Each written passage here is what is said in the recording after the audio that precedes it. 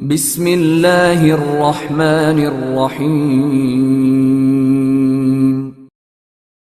ایک صبح فجر کی اذان ہو چکی تھی اور مجاہدین کا لشکر نماز کی تیاری کر رہا تھا کہ ہزاروں دوڑتے گھوڑوں کا طوفان آ گیا۔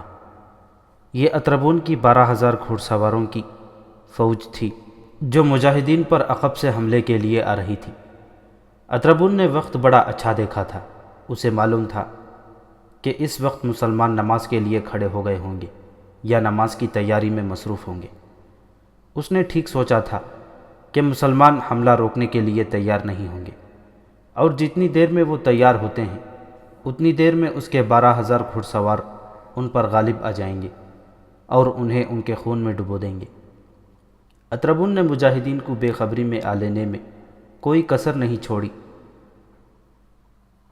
لیکن اسے معلوم نہیں تھا کہ مسلمانوں کے سپہ سالار عمرو بن عاص رضی اللہ تعالیٰ عنہ نے اپنے سالاروں اور ذمہ دار افراد کو پہلے ہی کہہ رکھا تھا کہ عقب سے یا پہلوؤں سے ان پر حملہ ضرور ہوگا، اور وہ ہر وقت چوکنے اور تیار رہیں۔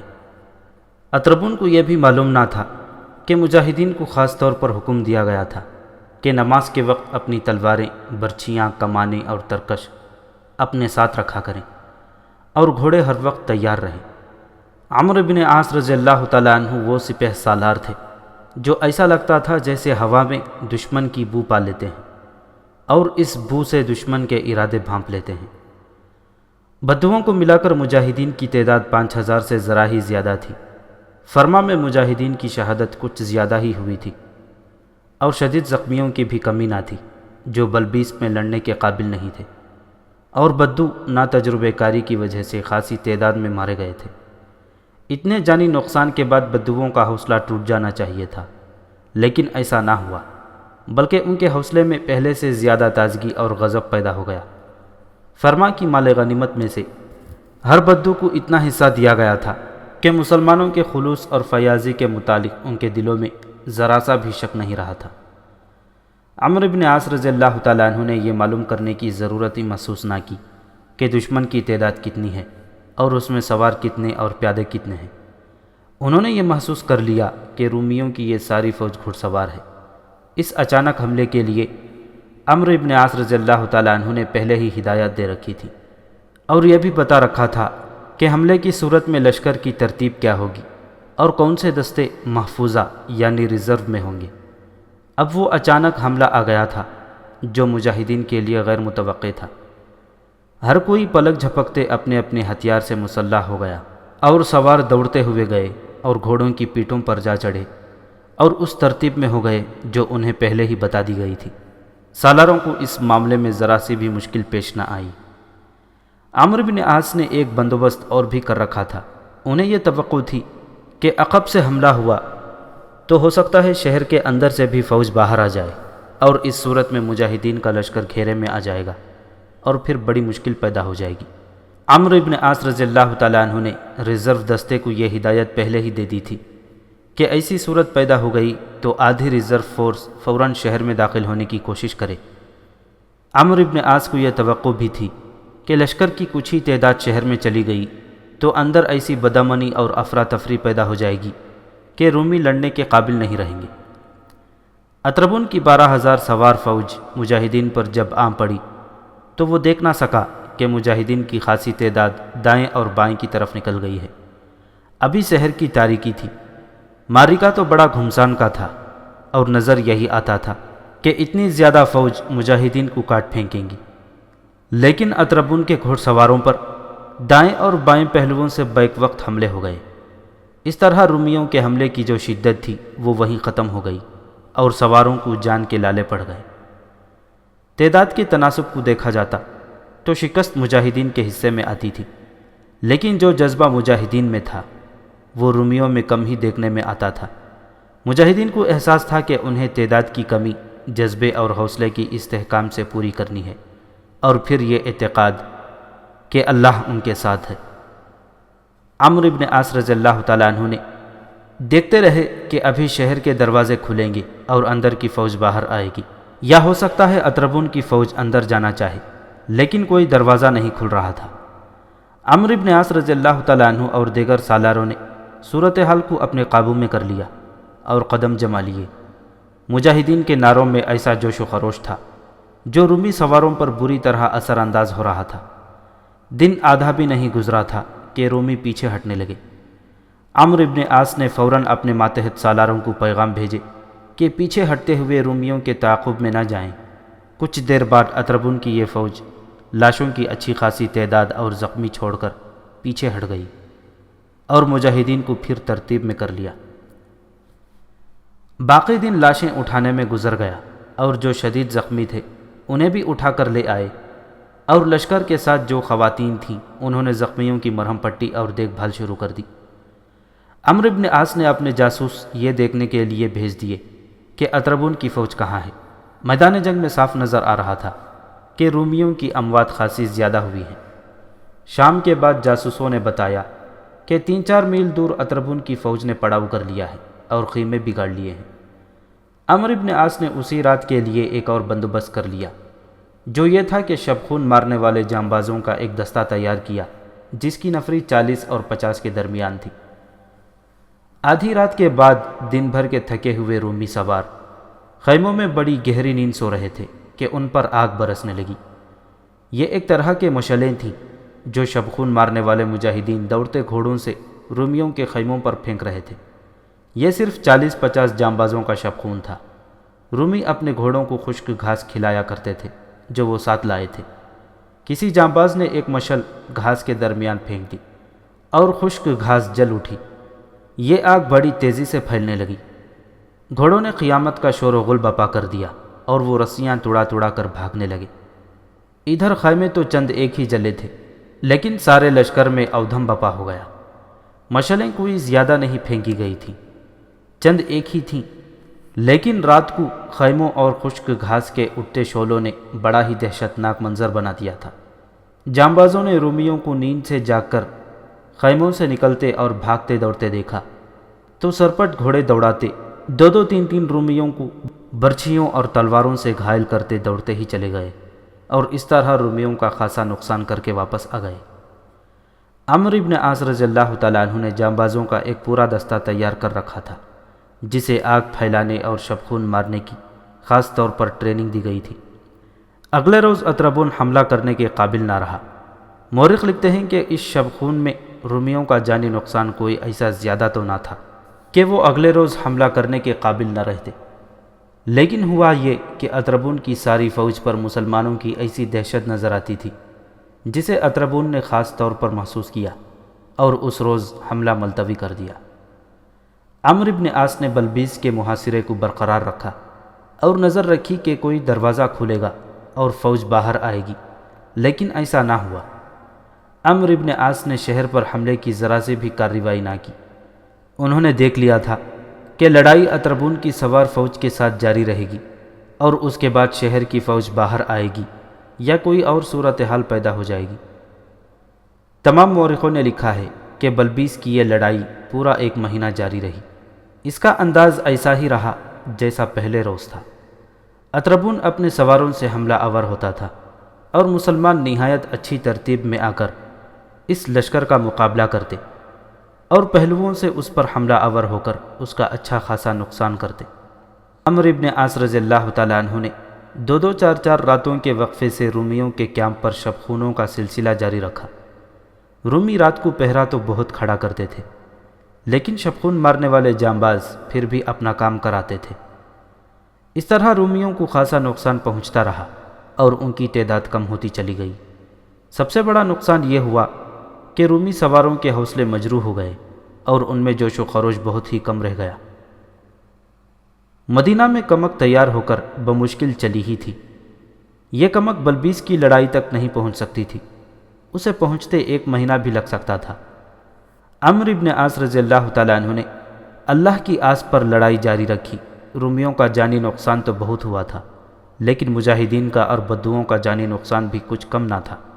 بدوؤں کا حوصلہ قائم تھا اور مجاہدین کے جوش و خروش اور ایمان کی قوت میں ذرا سی بھی کمزوری نہیں آتی تھی۔ ان کی کیفیت یہ تھی کہ جسم تو جیسے ٹوٹ پھوٹ گئے تھے، لیکن روحیں تر و تازہ تھیں اور وہ روحانی قوت سے لڑ رہے تھے۔ اطربون کو یہ سہولت حاصل تھی کہ اسے کمک مل سکتی تھی، لیکن اس سوال کا جواب کسی مورخ نے نہیں دیا کہ اس نے کمک کیوں نہ منگوائی یا مقوقس نے اسے کمک کیوں نہ بھیجی۔ شاید اس وجہ سے کہ بلبیس شہر کے اندر فوج موجود تھی جو ابھی تک لڑائی میں شامل نہیں ہوئی تھی اور تازہ دم تھی۔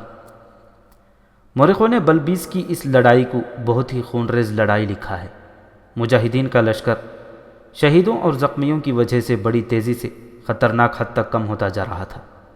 جیسے عمرو بن عاص رضی اللہ تعالیٰ عنہ یہ بھی دیکھ رہے تھے کہ مہینے کے آخر میں رومی سواروں کا جو حملہ آیا اس میں جوش و خروش بھی کم تھا اور تعداد بھی کم تھی، اور اطربون اپنی فوج کے سب سے آگے تھا۔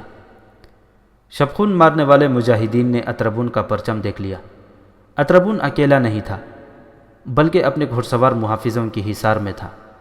تاریخ میں ان 4 جانباز مجاہدین کے نام نہیں ملتے جنہوں نے اللہ کا نام لے کر عزم کر لیا کہ آج اطربون کو گرا لیں گے۔ اگر وہ بچ نکلا تو اس کا پرچم تو ضرور گرائیں گے۔ وہ چاروں اطربون کے گھوڑ سوار محافظوں کے حصار تک جا پہنچے اور بڑی ہی بے جگری سے محافظوں سے لڑے، اور ان میں سے 3 مجاہدین شہید ہو گئے، لیکن چوتھے مجاہد نے زخمی ہو کر بھی اطربون کو جا لیا اور ایک ہی وار میں اسے گھوڑے سے گرا دیا۔ اس کے ساتھ ہی وہ خود بھی گھوڑے سے گرا اور شہید ہو گیا۔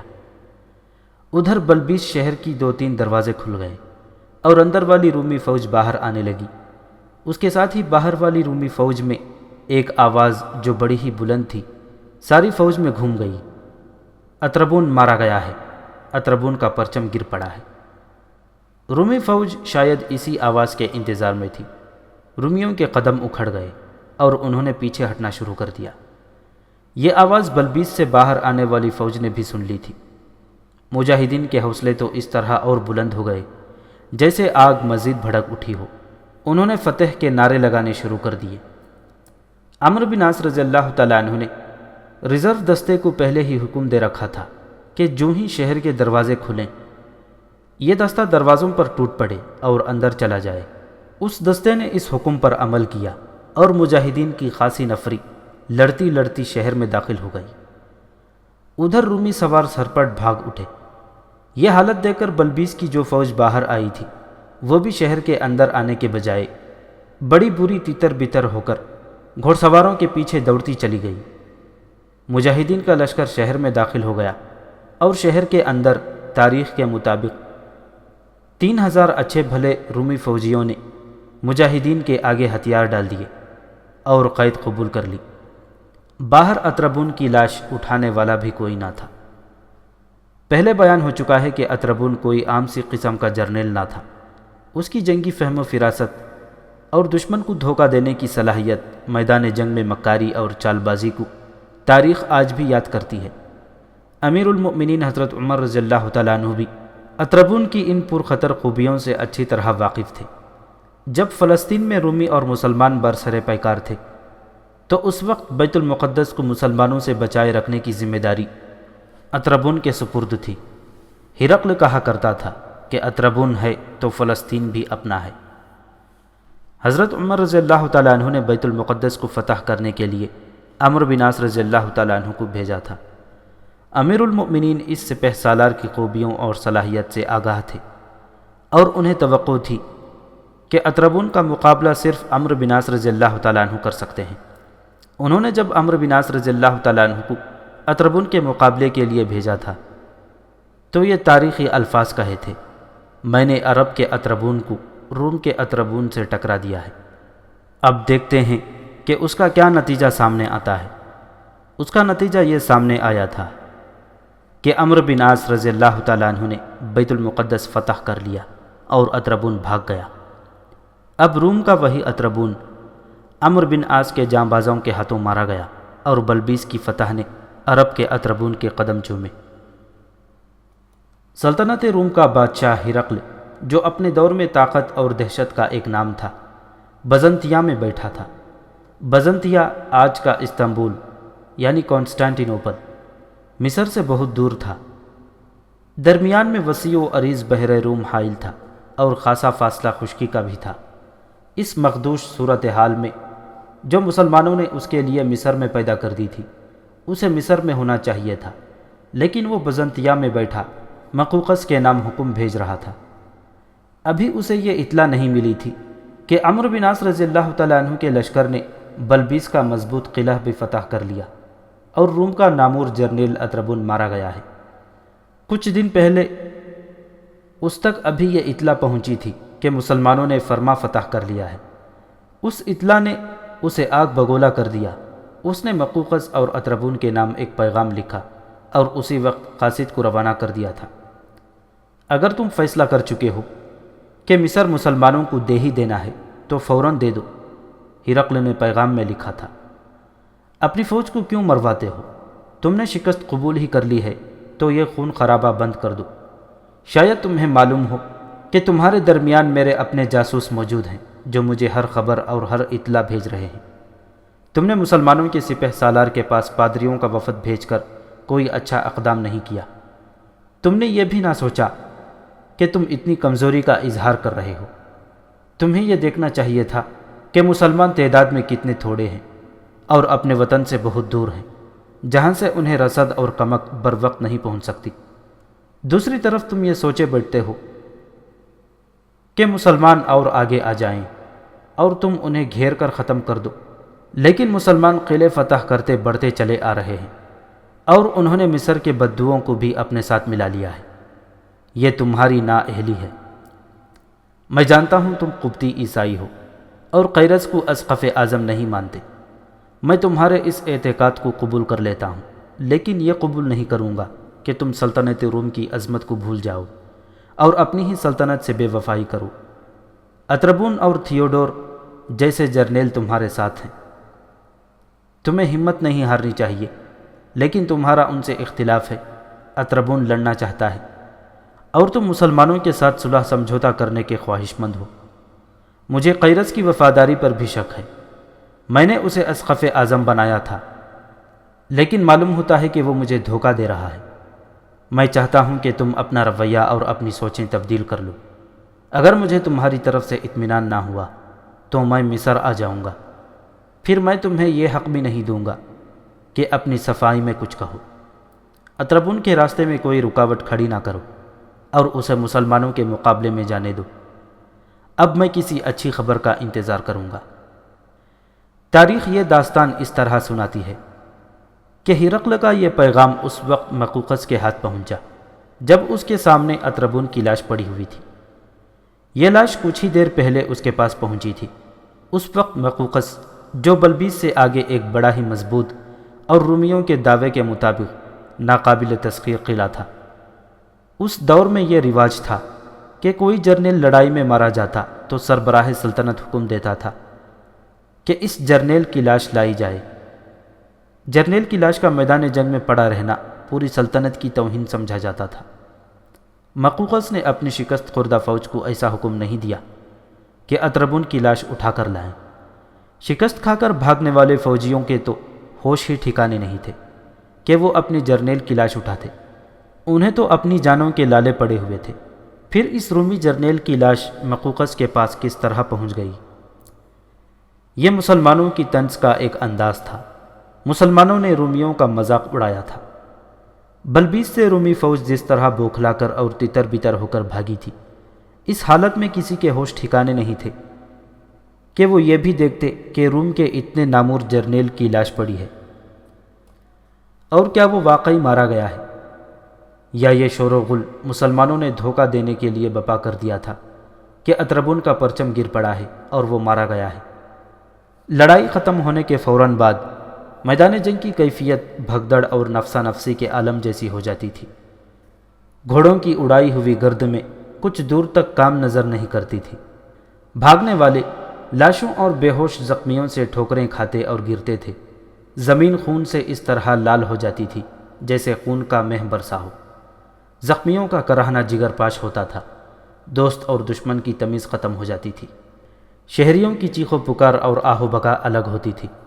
وہ بھاگ بھی رہے ہوتے اور ان عزیزوں کو بھی ڈھونڈتے پھرتے تھے جو لڑائی میں شامل تھے۔ اطربون کی لاش اس طرح ملی کہ مجاہدین کی بیویاں، بہنیں یا بیٹیاں جو لشکر کے ساتھ تھیں، رومی فوج کی پسپائی کے فوراً بعد میدان جنگ میں دوڑتی ہوئی پھیل گئیں۔ زخمیوں کو اٹھا اٹھا کر پیچھے لانے انہیں مرہم پٹی کی جگہ تک پہنچانے اور پانی پلانے کی ذمہ داری ان خواتین نے اپنے سر لے رکھی تھی۔ یہ مسلمانوں کا دستور بھی تھا۔ ان خواتین میں شارینہ بھی تھی جو اپنے خاوند حدید کے ساتھ تھی، اور عینی بھی تھی جو فہد بن سامر کی بیوی تھی۔ پہلے تفصیلی ذکر آ چکا ہے کہ حدید اور فہد بن سامر تجربے کار جاسوس تھے اور آج کے کمانڈو آپریشن کا تجربہ بھی رکھتے تھے۔ شارینہ اپنے زخمیوں کو رومیوں کی لاشوں اور زخمیوں میں ڈھونڈتی پھر رہی تھی۔ اسے ایک رومی کی لاش کا چہرہ شناسا معلوم ہوا۔ لباس سے وہ کوئی سپاہی نہیں بلکہ اونچے رتبے والا جرنیل لگتا تھا۔ لاش کا چہرہ خون اور مٹی سے لتھڑا ہوا تھا۔ شارینہ کو اس لاش کے ساتھ یہ دلچسپی تھی کہ وہ ہرقل کے شاہی خاندان سے تعلق رکھتی تھی، اس لیے رومی فوج کے جرنیلوں سے واقف تھی۔ اس نے لاش کے کپڑوں سے ہی لاش کے چہرے سے خون اور مٹی ہٹائی تو چونک کر پیچھے ہٹ گئی، جیسے اسے یقین نہ آیا ہو کہ یہ رومی بھی مارا جا سکتا ہے۔ وہ رومی جرنیل اطربون کی لاش تھی۔ اطربون کو شارینہ ہی اچھی طرح جانتی اور پہچانتی تھی۔ اطربون ایسا جابر جرنیل تھا کہ ہرقل جیسا جابر اور ظالم بادشاہ بھی اس کے آگے جھکا جھکا رہتا تھا۔ اطربون عیش و عشرت کا بھی دل دادا تھا اور اپنا حق سمجھتا تھا کہ کوئی خوبصورت اور جوان عورت، خواہ وہ شاہی خاندان کی ہی کیوں نہ ہوتی، اسے ایک دو راتوں کے لیے اپنے ہاں لے جائے۔ شارینہ کی ماں بڑی حسین عورت ہوا کرتی تھی۔ شارینہ اس وقت 13-14 برس کی کمسن لڑکی تھی جب اطربون اس کی ماں کو اپنے گھر لے جایا کرتا تھا۔ حالانکہ شارینہ کی ماں ہرقل کی بیویوں میں سے ایک تھی، لیکن یہ عورت اطربون کی دوستی سے بہت خوش تھی۔ شارینہ کو اچھی طرح یاد تھا کہ اطربون کی نظریں اس پر بھی تھیں، لیکن کم سنی کی وجہ سے اطربون سے بچی رہی۔ اطربون نے کئی بار اس کے گھر آ کر اسے اپنی گود میں بٹھایا تھا، اور شارینہ اچھی طرح سمجھتی تھی کہ وہ اس کے ساتھ بچی سمجھ کر پیار نہیں کرتا، بلکہ یہ بڑی بری نیت سے اس پر ڈورے ڈال رہا ہے۔ اب اسی اطربون کی لاش خاک و خون میں لتھڑی پڑی تھی اور کوئی اس کی طرف دیکھ بھی نہیں رہا تھا۔ اس کے اپنے سپاہی بھاگتے ہوئے اس کی لاش کو روند گئے تھے۔ شارینہ اٹھ کھڑی ہوئی اور ادھر ادھر دیکھنے لگی۔ اسے عینی نظر آئی جو ایک زخمی مجاہد کا سر اپنی گود میں رکھے اسے پانی پلا رہی تھی۔ پانی پلا کر اٹھی تو اس نے شارینہ کی طرف دیکھا جو اس سے کوئی زیادہ دور نہیں تھی۔ عینی دوڑتی ہوئی شارینہ کے پاس گئی اور اسے بتایا کہ وہ زخمی اٹھ کر اپنے پاؤں پر کھڑا نہیں ہو سکتا۔ عینی نے یہ بھی بتایا کہ وہ اس زخمی مجاہد کو پانی پلا چکی ہے اور اس نے دیکھ لیا ہے کہ زخم ایسے ہیں کہ وہ زندہ رہے گا، لیکن اسے جلدی پیچھے پہنچانا ہے۔ شارینہ کو اس کام کا بہت تجربہ ہو چکا تھا۔ وہ اطربون کی لاش سے ہٹنا نہیں چاہتی تھی۔ اس نے ادھر ادھر دیکھا تو 2-3 مجاہدین لاشوں اور زخمیوں کو دیکھتے پھرتے نظر آئے۔ شارینہ دوڑتی ان تک پہنچ گئی اور انہیں وہ زخمی مجاہد دکھایا اور کہا کہ اسے اٹھا کر پیچھے لے جائیں۔ مجاہدین زخمی کی طرف گئے اور شارینہ واپس اطربون کی لاش پر چلی گئی۔ شارینہ، عینی نے اطربون کی لاش کا چہرہ دیکھتے ہوئے کہا، یہ رومی فوج کا بڑا جرنیل لگتا ہے۔ میں نے اسے 2 بار دیکھا تھا، ہمارے گاؤں کے قریب سے گزرا تھا، اور دوسری بار گاؤں میں کچھ دیر کے لیے رکا بھی تھا اور گاؤں والوں کو ڈرا دھمکا بھی رہا تھا۔ یہ چلا گیا تو سب کہتے تھے کہ بڑا زبردست جرنیل ہے اور اس کا نام اطربون ہے۔ یہ وہی ہے، شارینہ نے کہا۔ تم دوڑ کر جاؤ، حدید اور فہد کو بلا لاؤ۔ مسعود کہیں نظر آ جائے تو اسے بھی ساتھ لے آنا۔ یہ مسعود بن سہیل مکی تھا جو جاسوسی اور دیگر زمین دوز کارروائیوں میں خصوصی مہارت رکھتا تھا۔ عینی تو اس مجاہد کو اپنا پیر و مرشد مانتی تھی۔ وہ دوڑتی گئی اور اسے حدید مل گیا۔ عینی نے اسے بتایا کہ رومی جرنیل اطربون کی لاش ایک جگہ پڑی ہے اور شارینہ اسے فہد اور مسعود کو بلا رہی ہے۔ حدید نے اپنا کام چھوڑا اور فہد اور مسعود کو دوڑ دوڑ کر ڈھونڈا اور پھر تینوں شارینہ تک پہنچے۔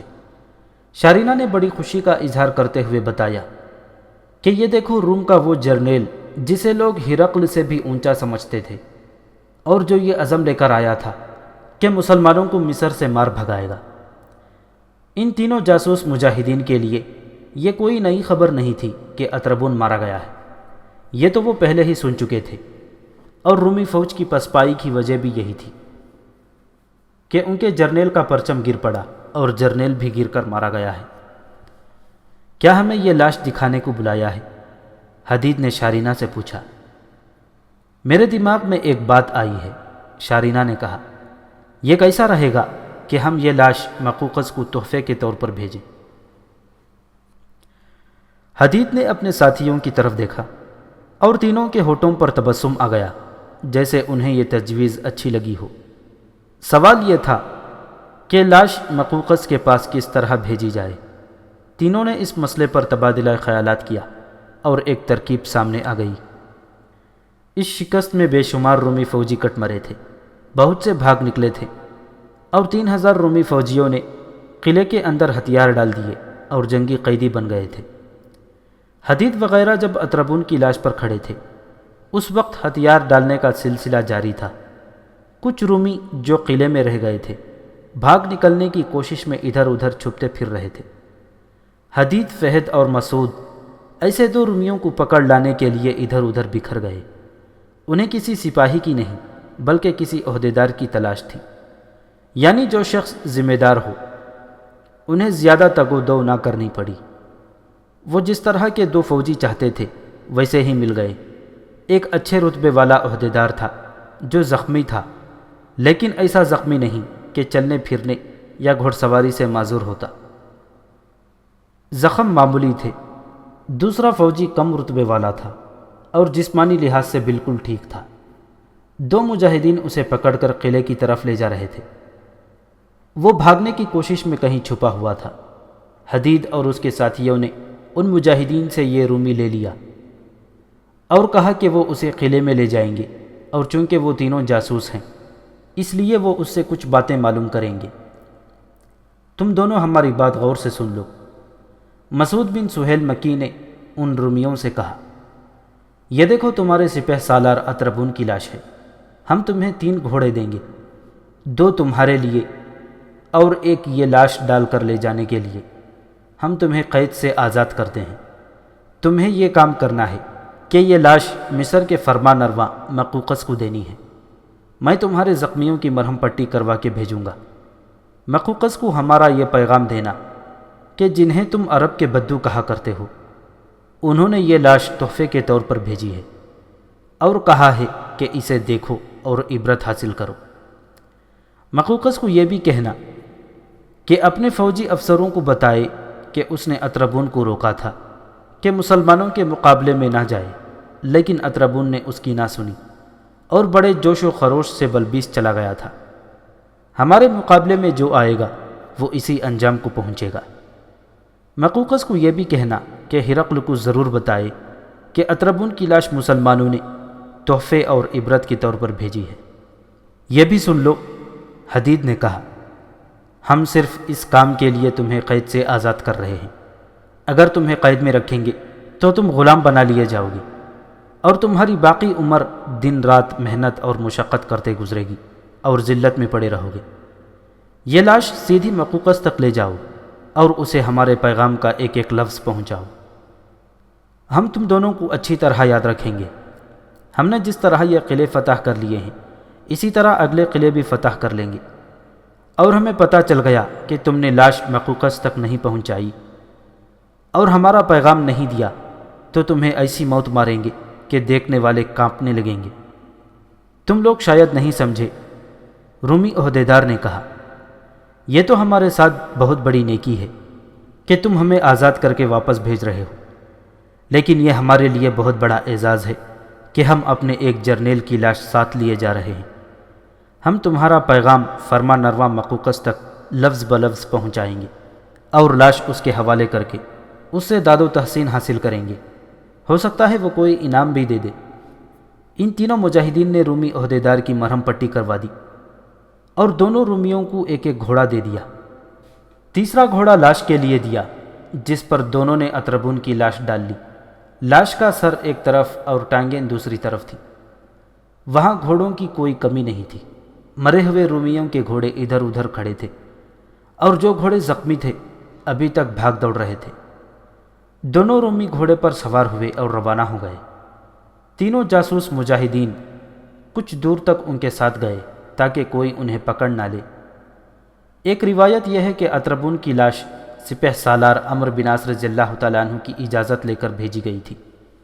ایک عربی مورخ نے یہ بھی لکھا ہے کہ لاش ایک یا دو نائب سالاروں کی تجویز کے مطابق بھیجی گئی تھی اور سپہ سالار کو بتایا ہی نہیں گیا تھا۔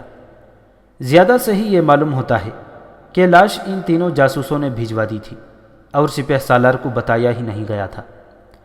اس روایت کے صحیح ہونے کی دلیل یہ ہے کہ عمرو بن عاص رضی اللہ تعالیٰ عنہ ایک عظیم سپہ سالار تھے۔ ان کی عظمت کو دیکھتے ہوئے تسلیم نہیں کیا جا سکتا کہ ایسے عظیم انسان نے اس طرح کی حرکت کی ہوگی۔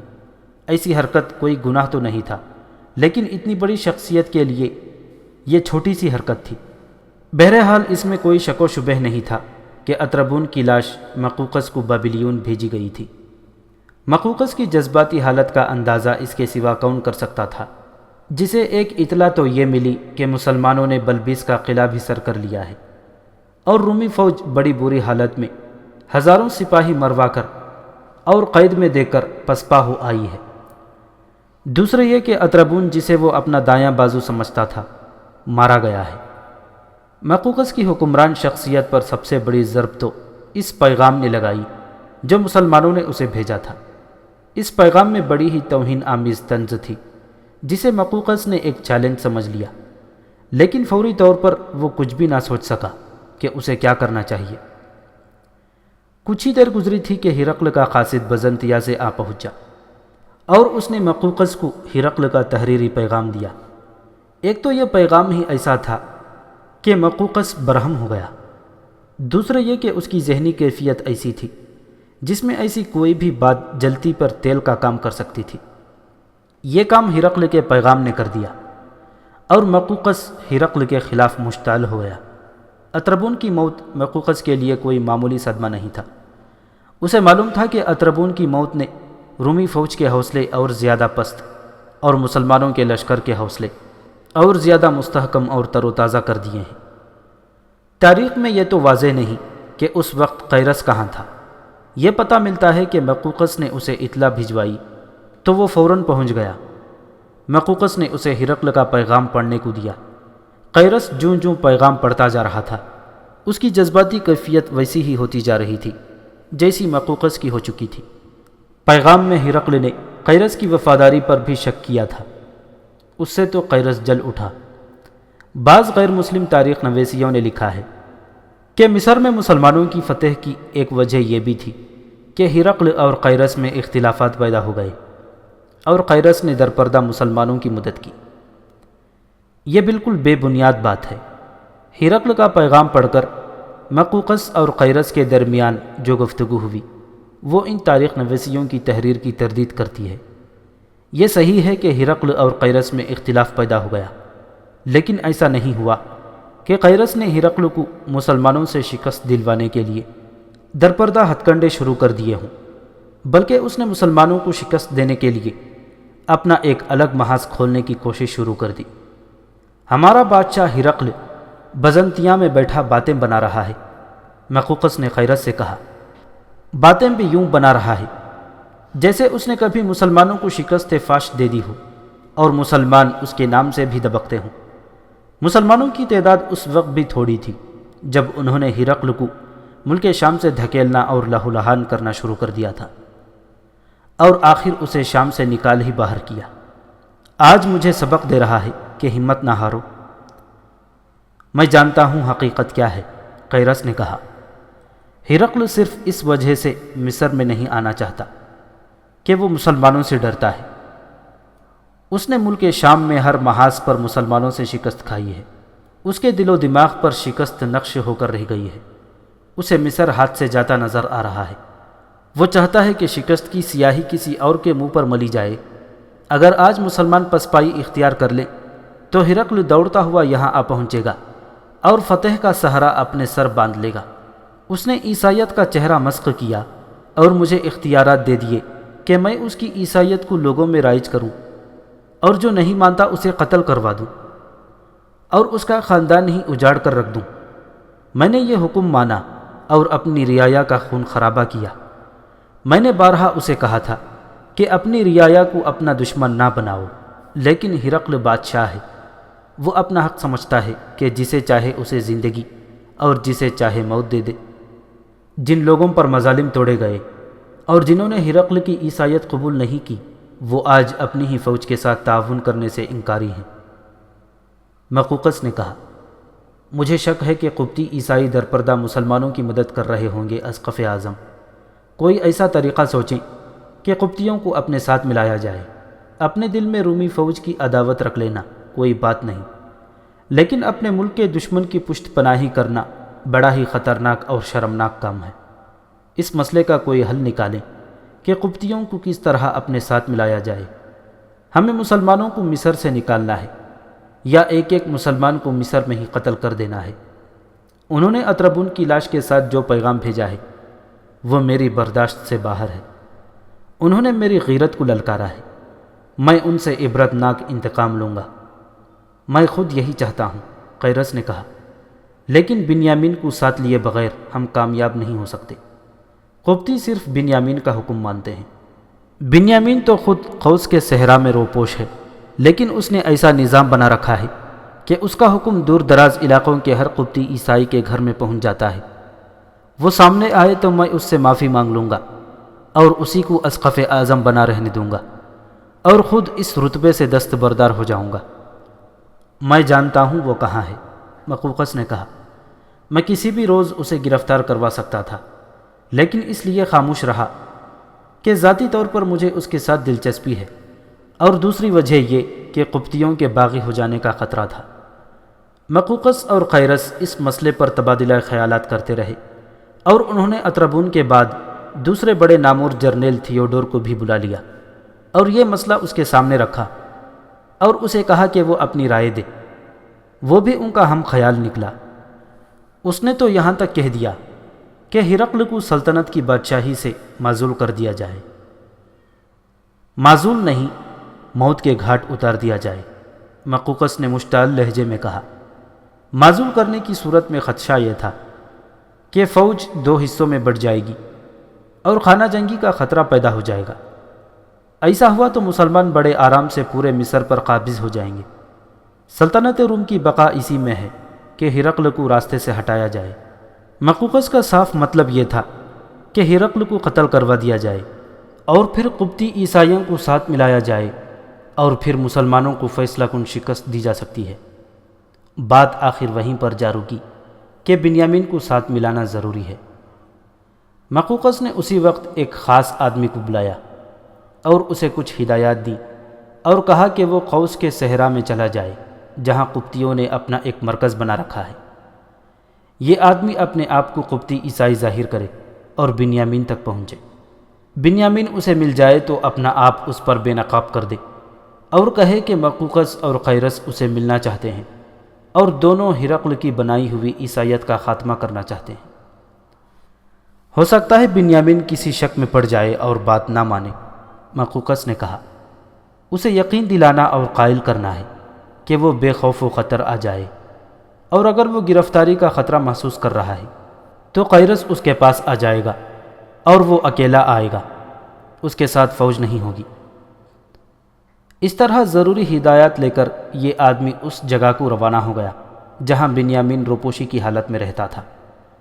مصر کے فرما نرواں، مصر کے اسقف اعظم اور پوری فوج کے ایک نامور جرنیل کے دلوں میں روم کے بادشاہ ہرقل کی مخالفت پیدا ہو چکی تھی، جو اتنی شدید تھی کہ عداوت تک پہنچ رہی تھی۔ ان تینوں کی برہمی کی وجہ بڑی صاف تھی۔ یہ وہی ہرقل تھا جو کم تعداد مسلمانوں سے شکست پہ شکست کھا کر شام کا پورا ملک انہیں دے آیا تھا، اور اب بزنطیہ سے یوں حکم بھیج رہا تھا جیسے یہ تینوں بزدل ہوں اور حوصلہ ہار بیٹھے ہوں۔ اسقف اعظم اور جرنیل تھیوڈور نے مقوقس سے کہا کہ وہ ابھی ہرقل کے نام پیغام لکھے، جس میں ایک اطلاع تو بلبیس کی شکست اور اطربون کی موت کی ہوگی، اور اس کے بعد اس کے پیغام کا ایسا جواب دے جیسے اینٹ کے جواب میں پتھر پھینکا جاتا ہے۔ مقوقس تو اور ہی زیادہ مشتعل اور برہم تھا۔ اس نے اسی وقت اپنے ہاتھ سے پیغام لکھنا شروع کر دیا۔ قیرس اور تھیوڈور اسے مشورے دیتے رہے، اور اس طرح تینوں نے مل کر جو پیغام لکھا وہ کچھ یوں تھا: شہنشاہ روم ہرقل کے نام، جس کی سلامتی اور فتح کے لیے ہم سب دعا گو رہتے ہیں، آپ کا پیغام اس وقت ملا جس وقت میں بابلیون میں اطربون کی لاش کے پاس کھڑا تھا۔ مجھے افسوس ہے کہ میں آپ کو صدمہ پہنچا رہا ہوں، لیکن یہ بری خبر آپ سے چھپائی تو نہیں جا سکتی۔ اطربون نے مسلمانوں کے لشکر پر اس وقت حملہ کیا تھا جب مسلمانوں نے بلبیس کو محاصرے میں لے رکھا تھا۔ پورا 1 مہینہ لڑائی جاری رہی اور آخر اطربون مارا گیا اور اپنی فوج میں بھگدڑ مچ گئی۔ مسلمانوں نے ہماری فوج کو بہت جانی نقصان پہنچایا اور بہت سے فوجیوں نے مسلمانوں کے آگے ہتھیار ڈال دیے۔ اطربون کی لاش ہماری اپنی فوج کے آدمی اپنے طور پر نہیں لائے، بلکہ ہوا یوں کہ لاش مسلمانوں نے بڑے ہی توہین آمیز پیغام کے ساتھ بھیجی ہے۔ میں آپ کے پیغام کا جواب اس حالت میں دے رہا ہوں کہ 7 والے کمرے میں اطربون کی لاش پڑی ہوئی ہے۔ آپ کے پیغام سے صاف ظاہر ہوتا ہے کہ آپ مجھے بڑا ہی کمزور اور بزدل آدمی سمجھتے ہیں۔ میں نے مسلمانوں کے ساتھ جو صلح کرنی چاہی تھی وہ کسی کمزوری کے تحت نہیں چاہی، بلکہ اپنے احوال و کوائف دیکھ کر یہ قدم اٹھایا تھا۔ آپ نے لکھا ہے کہ میں فوج کو نہ مرواؤں اور مصر مسلمانوں کو دے دوں۔ میں نے یہ سوچا تھا کہ اپنی فوج کو خون خرابے سے بچا لوں اور مسلمان فرما سے ہی واپس چلے جائیں۔ میں نے اطربون کو حملے سے روکا تھا، بہت کچھ سوچ کر روکا تھا، لیکن اطربون نے میرا حکم نہ مانا اور مجھے بتائے بغیر فوج لے کر بلبیس چلا گیا، اور پھر وہی ہوا جس کا مجھے ڈر تھا۔ مسلمانوں نے اطربون کی فوج کا جم کر مقابلہ کیا اور پھر اطربون کی فوج کی خیمہ گاہ پر ہر دوسری تیسری رات ایسے شبخون مارے کہ ہماری فوج کا ایک نقصان تو جانی ہوا اور دوسرا نقصان ذہنی تھا۔ وہ یہ کہ ہماری فوج پر مسلمانوں کی دہشت بڑھ گئی۔ شکست کی وجہ یہی تھی۔ آپ نے لکھا ہے کہ مسلمانوں کی تعداد تھوڑی ہے اور میں اتنی زیادہ فوج ہوتے ہوئے بھی انہیں شکست نہیں دے سکتا۔ میں عرض کرنا چاہتا ہوں کہ یہ وہی تھوڑی تعداد کے مسلمان ہیں جنہوں نے آپ کو اور آپ کی فوج کو شام کے ملک سے باہر نکال پھینکا تھا۔ شام سے ہماری جو بچی کچی فوج مصر آئی تھی، اس پر مسلمانوں کی بے خوفی بے جگری آسیب کی طرح سوار ہو گئی تھی۔ ان شکست خوردہ فوجیوں نے مصر آ کر ساری فوج کو یہ تاثر دیا کہ مسلمان انسان نہیں جنات ہیں، جن کے مقابلے میں کوئی بڑی سے بڑی طاقت بھی نہیں ٹھہر سکتی۔ اس طرح ہماری فوج کا جذبہ مجروح ہوا اور ہماری فوج کی شکست کا باعث یہی ہے۔ میں یہ کہنے کی گستاخی کروں گا کہ اس کی ذمہ داری مجھ پر نہیں بلکہ آپ پر عائد ہوتی ہے۔ معلوم ہوتا ہے کہ آپ بحر روم کے اس پار جا کر سب کچھ بھول گئے ہیں۔ اب جانتے ہیں کہ مسلمان کس طرح جانوں کی بازی لگا کر لڑتے ہیں۔ یہ جذبہ ہماری فوج میں پیدا ہو ہی نہیں سکا۔ میں آپ کو یاد دلانا چاہتا ہوں کہ آپ نے اسقف اعظم قیرس کے ہاتھوں آپ کی عیسائیت کو نہ ماننے والوں پر جو ظلم و تشدد کروایا تھا، آج مجھے اس کی سزا مل رہی ہے۔ مصر میں قبطی عیسائیوں کی آبادی لاکھوں تک پہنچتی ہے، لیکن وہ ہماری فوج میں شامل ہوتے ہی نہیں۔ اسقف اعظم قیرس بھی اپنے کیے پر پچھتا رہے ہیں۔ آپ نے ان کی وفاداری پر جس شک کا اظہار کیا ہے وہ صحیح نہیں۔ وہ اس رعایا سے تعاون کس طرح حاصل کر سکتے ہیں جس رعایا کے لیے وہ جلاد بنا دیے گئے تھے۔ آپ نے لکھا ہے کہ مصر کے بدو ہزاروں کی تعداد میں مسلمانوں سے جا ملے ہیں۔ غور کریں کہ وہ ہمارے ساتھ کیوں نہ ملے اور حملہ آوروں کے ساتھ کیوں چلے گئے۔ ان تک ہم نے بھی رسائی حاصل کرنے کی کوشش کی، لیکن انہوں نے ہمیں دھتکار دیا اور وہ کہتے تھے کہ ہم لوگ آزاد ہیں اور کسی کے حکم سے ہم کوئی قدم نہیں اٹھا سکتے۔ ہمارے مقابلے میں انہوں نے مسلمانوں کو پسند کیا اور ایک لشکر کی صورت میں مسلمانوں کے لشکر میں چلے گئے۔ میں آپ کو یہ اطمینان دلاتا ہوں کہ قبطی عیسائیوں کو ساتھ ملانے کی پوری کوشش کی جا رہی ہے۔ میں نے بنیامین کی طرف اپنا ایک ایلچی بھیج دیا ہے اور اسے اپنے ہاں بلوا لیا ہے۔ اسقف اعظم قیرس نے اپنے رویے میں لچک پیدا کر لی ہے۔ اگر بنیامین یہاں آ گیا تو میں قیرس اور بنیامین کے اختلافات ختم کرا دوں گا اور پھر بنیامین کو قائل کروں گا کہ وہ قبطی عیسائیوں کا ایک لشکر تیار کر کے رومی فوج کے ساتھ آ جائے تاکہ عرب کے ان مسلمانوں کو مصر سے نکالا جائے۔ اگر آپ کو میرے یہ الفاظ مطمئن نہ کر سکیں تو ہمارے پاس آ جائیں اور لڑائی کی نگرانی خود کریں۔ میں آپ کو یہ یقین بھی دلاتا ہوں کہ ہم میں سے کسی نے بھی ہمت نہیں ہاری اور ہمارے حوصلے مضبوط ہیں۔ مقوقس نے یہ پیغام سرم و بحر کر کے ایک قاصد کو دیا اور ہدایت یہ دی کہ جس قدر جلدی ہو سکے وہ بزنطیہ پہنچے اور یہ پیغام ہرقل کے ہاتھ میں دے دے۔